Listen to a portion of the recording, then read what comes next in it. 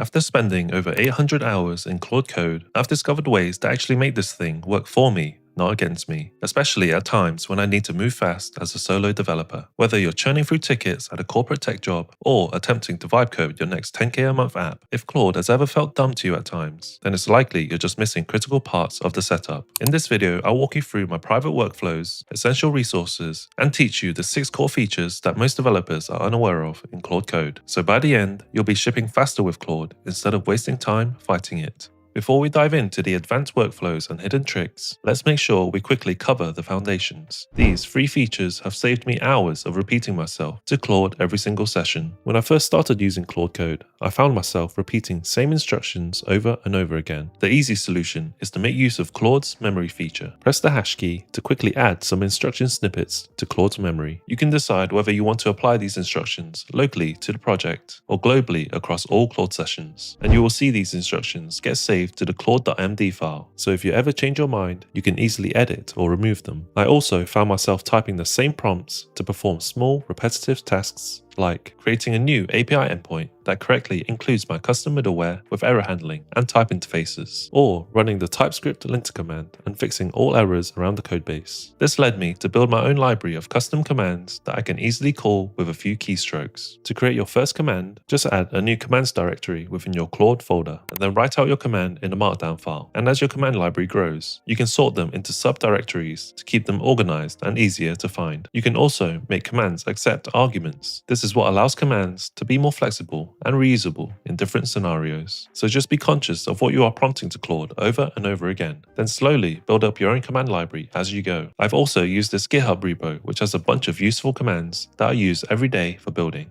In the early days of building with Claude Code, one of my biggest frustrations was making sure it references the latest documentation when building new features or debugging errors, especially with frameworks and libraries that are constantly being updated. But as you know, AI assistants are only as good as their training data, and forcing it to use web search to fetch the latest data wasn't reliable either. This is where MCP servers come in, specifically one that I use every day called Context7. It's essentially a service that allows Claude to reference the most up-to-date documentation for the most popular coding libraries. And this alone has saved me hours constantly having to Google search and copy and paste the latest docs into my prompts. Now, I can just rely on Context7 as a centralized source for when I need the AI to reference any kind of documentation. And to use it, you just have to add 2 words into your prompt. Use Context7, and Claude will automatically call the server to fetch the latest docs whenever it needs to. And you might be asking, what exactly are MCP servers? To explain it simply, just think of it as a way to connect AI agents to external tools and services, and this just gives the AI more capabilities for its tasks, like connecting to a database, calling a custom API, or executing code on some remote server. If you would like to know where I browse for MCP servers, here are some great repos that I recommend checking out. Some other MCP servers that I use regularly are Supabase, to allow Claude to query data directly from my app's database, apply migrations, or create new tables for any new features I am building. The Chrome DevTools and Playwright MCP, which gives Claude the ability to autonomously debug and test issues on the front end by letting it control the browser and inspect the DOM and console logs. I also use the Stripe MCP for when I build something that touches the payment side of my app, and also the Vercel MCP for when I need to look up the latest documentation or make changes to my project settings. As a solo developer, my process for building new features used to look something like this. Create the front-end UI components, write the API endpoints, and run some database migrations. This approach wasn't bad, but it just meant I had to do things in a very sequential order, which wasn't very efficient. But ever since I discovered how to properly use Claude's subagents to do work in parallel, I've been able to build and ship features in a fraction of the time. Firstly, what are subagents? They are isolated Claude instances that can work in parallel with each other and feed crucial information back to the main orchestrator agent once it has finished a task. In simple terms, using subagents will greatly help reduce any pollution to the main context window, because each subagent will get its own context window, system prompt,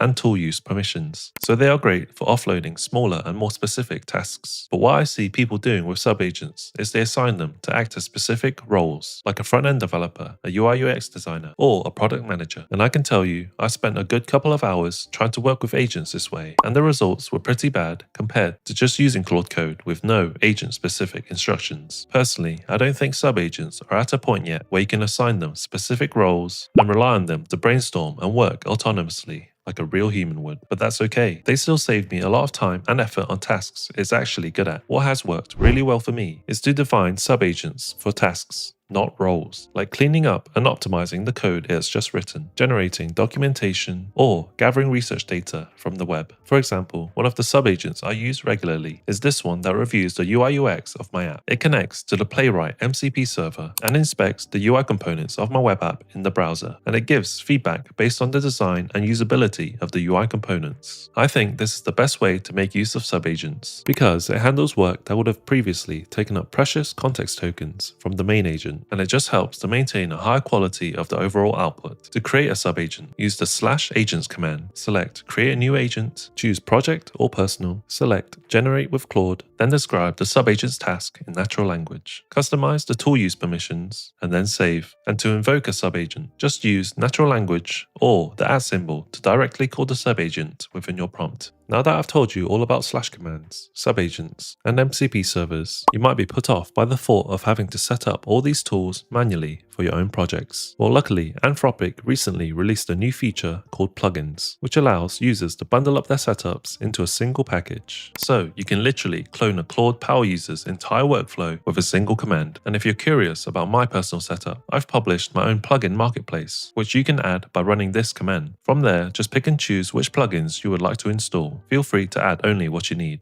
I want to talk about the mindset and expectations I've adopted when working with AI to build apps. Because after spending hundreds of hours of trial and error using AI to help with coding tasks, I found these are the things that have given me the biggest productivity boost. Garbage in equals garbage out. If you can't write a prompt that clearly instructs the AI on what to do, then you don't actually know what you want. And the AI definitely won't either. I found learning some basic prompt engineering has forced me to break down my problems into smaller pieces, which also clarifies my own thoughts in the process. Or if the idea is still vague in my mind, I will use Claude's plan mode to have a quick Q&A session and make it ask me clarifying questions so we can be on the same page before I let it write any code. AI generates code, but humans own it. Before pushing to production, just start a new session with the AI, asking it to review the code on the files it's recently touched. Don't let the AI make you lazy about the fundamentals like security, performance, or error handling, because given enough time, if you keep ignoring these things, it will eventually lead to vulnerabilities and bugs if you don't constantly review it. Speed means nothing if your app is buggy or insecure. So, these have been my top tips for getting the most out of Claude Code when building apps as a solo developer. Let me know what you think, and I'll see you in the next one. Bye bye.